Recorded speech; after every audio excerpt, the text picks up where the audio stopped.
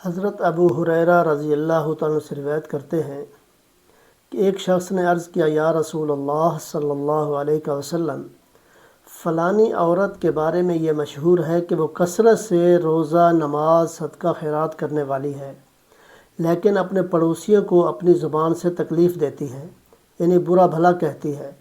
تو حضور صلی اللہ علیہ وسلم نے ارشاد فرمایا کہ وہ دوزخ میں ہے۔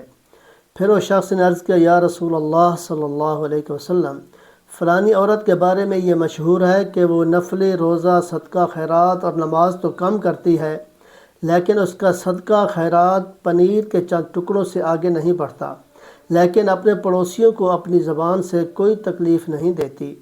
تو حضور صلی اللہ علیہ وآلہ وسلم نے ارشاد فرمایا کہ وہ جنت میں ہے۔ تو یہ جو ہے پڑوسیوں کے بارے میں حدیث پاک ہے، تو اس پر عمل کریں۔ اللہ تعالیٰ عمل کی توفیق عطا فرمائے، آمین۔